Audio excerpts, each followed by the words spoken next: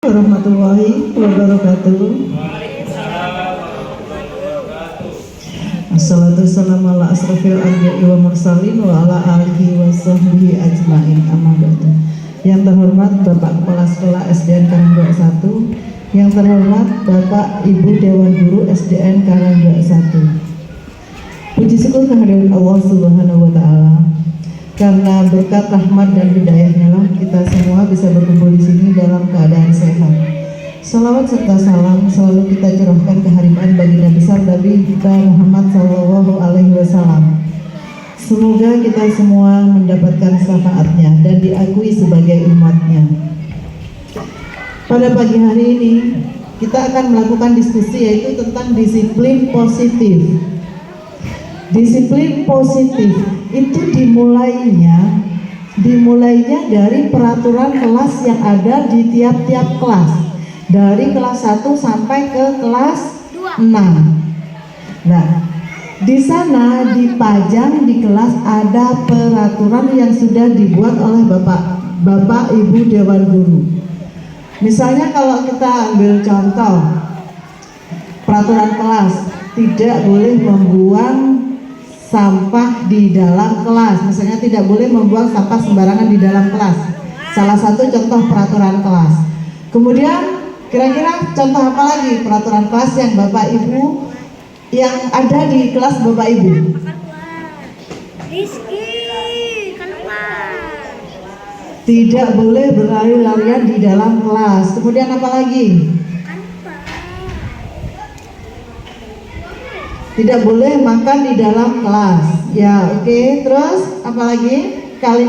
Peraturan yang ada di dalam kelas, yang ada di dalam kelas Bapak Ibu yang Ibu bina.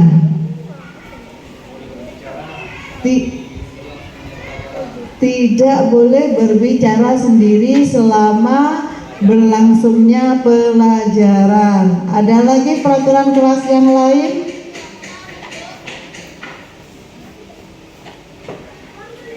Kira-kira apa lagi peraturan kelas yang lain? Tidak boleh makan, tidak boleh berbicara, tidak boleh berlari-lari, menjaga kebersihan kelas. Apa lagi kira-kira? Yang Ibu tekankan di dalam kelas Ibu. Yang Ibu buat peraturan di dalam kelas. Hampir sama ya Pak ya? Tidak boleh bermain di dalam kelas atau tidak boleh berlari-larian di dalam kelas. Lah, ini adalah peraturan yang Ibu buat sendiri atau bersama siswa? Kesepakatan kelas ya? Dibuat kesepakatan kelas. Kalau peraturan itu dibuat bersama kesepakatan kelas, ya. Lah, yang disebut barusan itu masih merupakan kalimat negatif. Di mana di sana itu anak diwajibkan. Bukan dari kemauannya siswa, tetapi anak diwajibkan tidak boleh berdiri. Tidak, berarti kata tidak itu merupakan kalimat negatif. Bagaimana kita mengubah peraturan kelas ke kalimat positifnya? Misalnya, tadi ada peraturan jangan membuang sampah di dalam kelas. Ya, jangan membuang sampah sembarangan di dalam kelas. Misalnya seperti itu. Nah, itu masih larangan kalimat negatif. Kita ubah ke kalimat positif. Kalimat positifnya apa kira-kira? Yang ada hubungannya dengan sampah, dengan kebersihan. Buanglah sampah di tempatnya. Itu sudah berupa kalimat positif. Bisa dirubah lagi menjadi apa ya? Kebersihan adalah sebagian dari iman. Itu sudah berupa kalimat negatif. Berarti kata-kata harus itu selayaknya sekarang dirubah. Dari peraturan kelas kita rubah ke kalimat positif. Setelah kalimat positif dibentuk, kita kan peraturan kelas kan banyak, dirubah semua ke kalimat positif. Setelah kalimat positif itu dibentuk, akhirnya nanti kita akan membuat kesepakatan kelas bersama anak-anak. Dari semua peraturan, misalnya peraturan yang Bapak Ibu buat ada 10 ditempel di tembok. Anak-anak kira-kira hafal nggak ke 10-nya? Enggak kan ya? Misalnya enggak. Nah, di situ diganti ke kalimat peraturan kelas tetap ditempel. Peraturan kelas tetap ditempel di dalam kelas. Tetapi dari yang itu Bapak Ibu semua dirubah ke kalimat positif. Setelah dirubah kalimat positif, diambil poin-poin pentingnya, kemudian dibuat keyakinan kelas, dan keyakinan kelas itu dibuat kita diskusi dengan siswa. Ayo kira-kira dari ini kan keyakinan kelas, dari misalnya kebersihan sebagian daripada iman, itu kan dari negatifnya tadi tidak boleh membuang sampah sembarangan, diubah ke kalimat positif, kebersihan adalah sebagian daripada iman. Misalnya itu akan diangkat menjadi keyakinan kelas, disetujui atau tidak? Kalau sudah disetujui, ditulis. Nanti keyakinan kelas yang akan dibuat itu ditulis, jangan banyak-banyak.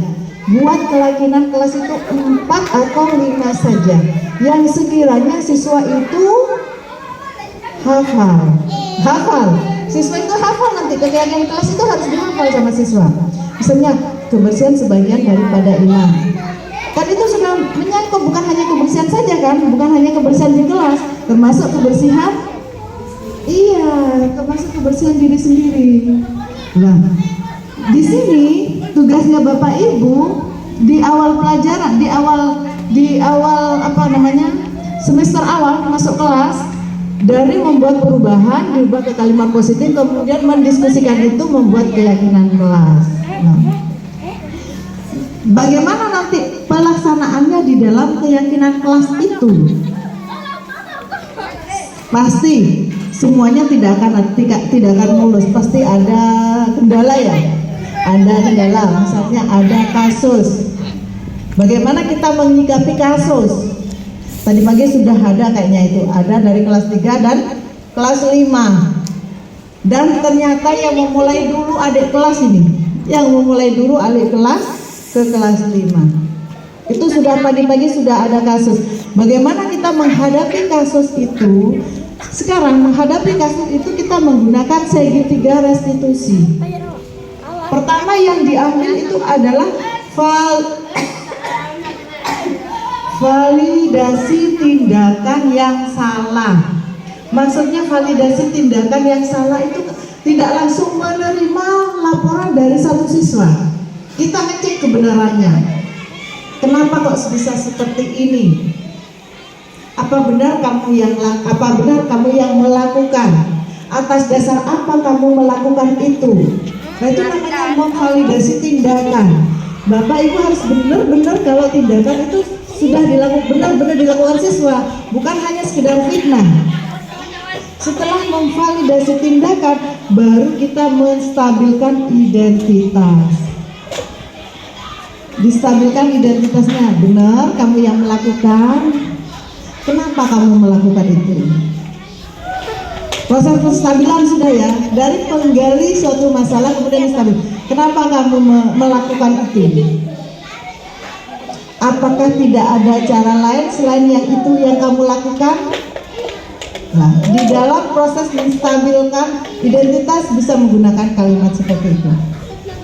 Nah, setelah itu baru diingatkan lagi ke keyakinan kelas. Nah, kalau kamu sikapnya seperti itu, kira-kira keyakinan kelas apa yang belum kamu lakukan? Nah, akhirnya lari ke sana. Dari kasus itu larinya ke sana nanti. Nah, jangan kamu tidak boleh kan ya sekarang ya. Berarti kita penstabilan. Ya, guru otomatis ada emosinya juga. Tapi bukan hanya siswa yang distabilkan. Dalam proses ini juga guru butuh proses menstabilkan diri dulu. Baru ke siswa. Nah, saya laku wali kelas 5. Tadi kelas 3 dan 5. Lah, posisinya guru di sini gimana? Harus netral. Posisinya guru harus netral, nggak boleh memihak anak didiknya. Siapa yang salah? Benar. Siapa yang salah di dalam menstabilkan identitas itu? Kemudian apa saja kira-kira kalimat yang bisa digunakan di dalam segitiga restitusi ini? Misalnya di dalam penstabilan, berbuat salah itu wajar karena manusia itu tidak ada yang Iya, itu bisa kita gunakan ketika menstabilkan siswa di dalam ada kasus. Jadi anak-anak itu tidak langsung merasa dirinya terlalu sangat bersalah, enggak. Berarti kita seakan-akan ada di pihaknya dia, tetapi kita tetap menstabilkan, meluruskan, tidak memihak mereka.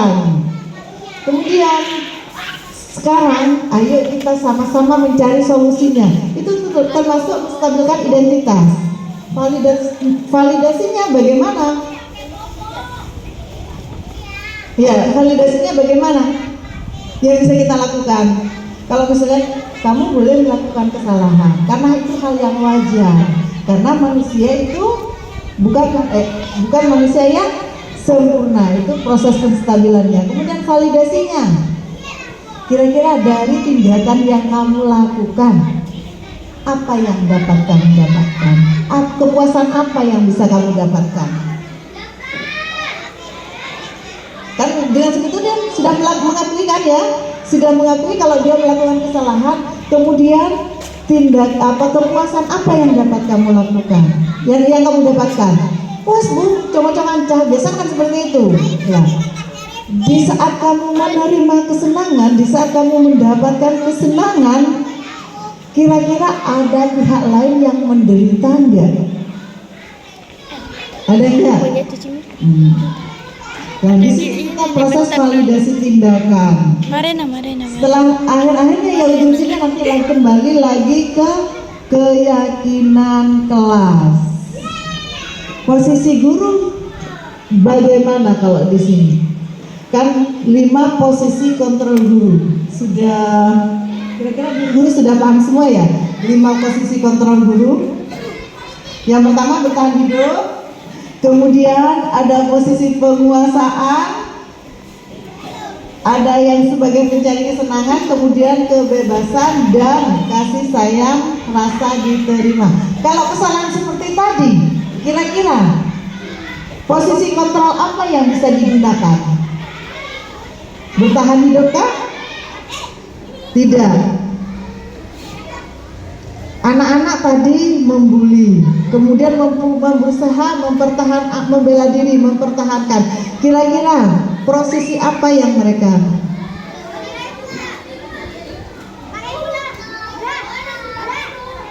Kayaknya lebih mendekati ke kasih sayang ya.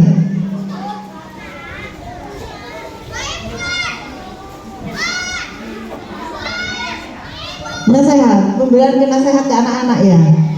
Berarti nanti posisi kita sebagai guru memberikan kasih sayang kepada mereka dengan nasihatnya. Nah, setelah kita berikan nasihat kepada guru dengan nasihatnya, kan berarti nanti siswa itu seakan-akan merasa diterima oleh guru. Tidak langsung disalahkan. Sekarang saya lanjutkan tentang 5 kontrol. 5 kontrol posisi guru. Yang pertama itu adalah sebagai penghukum. Seseorang penghukum bisa menggunakan hukuman fisik maupun verbal. Kalau hukuman fisik itu biasa ya, pelas, mukul, jewer, dan lain yang berhubungan dengan fisik. Hukuman verbal bagaimana? Hukuman verbal, komunikasi. Hukuman verbal, kalau anak-anak blenger lah, iya kan kata ucapan lah, itu efeknya akhirnya nanti negatif ke anak. Cek nakal ya, kita tidak boleh melakukan seperti itu sebagai guru. Nah, situ posisi guru sebagai penghukum. Sedangkan yang kedua, membuat orang merasa bersalah. Padahal posisi ini biasanya guru akan bersuara lebih lembut, membuat orang merasa bersalah. Pada posisi di sini, guru menggunakan suara yang lembut, misalnya kan pakar nagelet yang memulai dulu. Misalnya guru bilang seperti itu kepada siswa, padahal itu belum tahu kepastiannya. Kira-kira boleh nggak guru bersikap seperti itu? Menggunakan posisinya sebagai pembuat siswa merasa bersalah. Itu posisi yang kedua. Yang pertama menghukum, yang kedua membuat siswa merasa bersalah, kemudian posisi yang ketiga sebagai teman. Guru pada posisi ini tidak akan menyakiti murid, namun akan berusaha mengontrol murid seakan-akan guru itu sebagai teman murid. Bisa dilakukan ketika istirahat, jam santai, duduk di taman atau duduk di pinggiran sini atau di kantin makan, menggali informasi dari siswa dari kasus yang siswa lakukan. Dan di situ posisi guru sebagai teman. Posisi guru yang keempat sebagai monitor atau pemantau, memonitor atau mengawasi saja, mengawasi tindakan murid yang dilakukan itu diawasi oleh guru. Dan terakhir itu adalah posisi guru sebagai manajer. Posisi terakhir ini adalah posisi mentor, di mana guru membuat sesuatu bersama dengan murid, kemudian mempersilahkan murid mempertanggungjawabkan perilakunya, mendukung murid agar menemukan solusi dan permasalahannya sendiri. Nah, dari 5 posisi kontrol ini dititik beratkan. Posisi glow-nya, posisi emasnya ini guru harus bisa menjadi manajer. Sekarang tidak boleh menghukum, baik fisik maupun verbal. Tidak boleh menyalahkan guru. Menjadi teman, itu sebagian ada yang memperbolehkan, sebagian ada yang tidak memperbolehkan. Karena apa? Karena kita itu antara guru dan murid itu mesti ada batasnya. Tidak bisa guru menjadikan diri sebagai teman kepada siswa, karena memang sudah ada batas, ada sesuatu yang tidak bisa kita lewati. Posisi yang paling baik di sini adalah posisi sebagai manajer, di mana dalam mengelola semua kasus, guru itu harus mengidentifikasi dari dulu, kembali lagi ke segitiga restitusi, mengidentifikasi, memvalidasi, kemudian membuat keyakinan bersama, dan akhirnya siswa membuat sebuah pernyataan. Guru bisa menuntut siswa untuk membuat suatu pernyataan, yaitu apa? Saya berjanji tidak akan mengulanginya lagi. Biasanya siswa seperti itu. Saya berjanji tidak akan mengulanginya lagi. Jika mengulanginya lagi, konsekuensi apa yang harus dilakukan jika siswa mengulanginya lagi? Ditanya lagi sama siswa, kira-kira kalau kamu mengulanginya lagi, nanti apa yang akan kamu lakukan? Dikembalikan lagi ke guru. Jangan guru langsung memutuskan sepihak. Termasuk ya Bapak Ibu ya, termasuk menyuruh siswa membuat sebuah karangan di dalam satu paragraf penuh ketika tidak atributnya tidak lengkap, telat, dan mengerjakan tugas. Menyuruh siswa membuat suatu karangan penuh, satu kertas folio dengan dengan tulisan tegak bersambung misalnya. Itu tujuannya bagus, sangat bagus, melatih siswa untuk lancar menulis, membuat siswa tulisannya bagus, tetapi tidak ada batasan. Sanksi misalnya yang akan diberikan itu tidak boleh ada batasan. Silakan kamu ngarang sesuai dengan kemampuan kamu di kertas folio bergaris, itu sudah ada, itu boleh. Tetapi haruslah, kata-kata harus di belakangnya itu yang tidak boleh. Harus menggunakan kata bersambung, huruf bersambung, harus satu kalimat penuh, folio penuh. Itu yang tidak boleh pada zaman sekarang. Tidak boleh itu. Menulis, suruh menceritakan cerita sesuai dengan, misalnya sesuai dengan kesalahan kamu yang kamu lakukan sekarang, sesuai apa yang ada di pikiran kamu. Itu murid dikasih kebebasan untuk mengekspresikan. Tetapi kata-kata harus itu yang nggak boleh. Tidak boleh ada harus ada lembar, harus satu lembar, harus nggak boleh. Kita mengasihkan keluar. Itu termasuk nanti akan kembali kepada kekerasan verbal. Itu termasuk masuk kembali ke sana. Itu yang tidak diperlukan.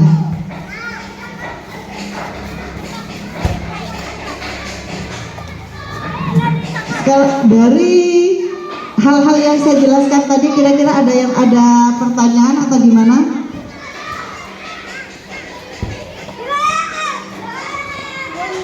Ada yang ditanyakan tentang disiplin positif, peraturan dan lain sebagainya? Atau mungkin tentang restitusi? Karena setiap masalah yang dihadapi oleh siswa kita harus menggunakan ini. Kemarin sempat dibahas ketika lokakarya minggu kemarin dibahas. Saya ada masalah Bu dengan murid. Saya sudah menggunakan restitusi ini, mengidentifikasi sudah, kemudian menstabilkan identitas siswa itu sudah, kemudian dipautkan lagi kepada keyakinan kelas sudah. Terus apa yang harus saya lakukan? Ada pertanyaan seperti itu dari salah satu teman di SMK. Jawabannya kembali kepada Kiai Haji Maimun Subairi. Beliau menjawab, tugas guru adalah mendidik, mengajar, berusaha menjadi anak lebih baik. Selanjutnya kita sebut namanya di dalam doa. Hasilnya kita pasrahkan kepada hasilnya kita pasrahkan kepada Tuhan. Yang penting kita sudah sesuai dengan kewajiban menyebut nama dia. Misalnya ada suatu memang anak yang memang benar-benar membuat kita mangkel, sebut namanya di dalam doa kita. Sebut nama anak itu, ya Allah semoga anak itu segera menjadi anak yang lebih baik, mendapat hidayah, menjadi anak yang pintar, soleh, misalnya seperti sebut. Dan kalau kita sebutkan, ada ruginya nggak mendoakan orang lain, enggak kan? Soalnya mendoakan orang lain itu kita tidak akan pernah rugi. Kalau kita mendoakan orang lain kita tidak akan pernah rugi, malah kita yang untung. Kenapa? Karena doa kita itu akan kembali kepada kita, dan yang mendoakan itu adalah malaikat. Malaikat akan mendoakan kita seperti apa yang kita doakan kepada orang lain. Berarti kita tidak akan rugi. Gak akan rugi menyebut nama siswa di dalam doa kita. Selanjutnya kita pasrahkan pada Tuhan hasilnya nanti. Ada lagi yang ditanyakan? Kalau tidak ada saya tutup. Terima kasih atas kesediaannya. Saya akhiri. Wabillahi taufiq wal hidayah. Wassalamualaikum warahmatullahi wabarakatuh.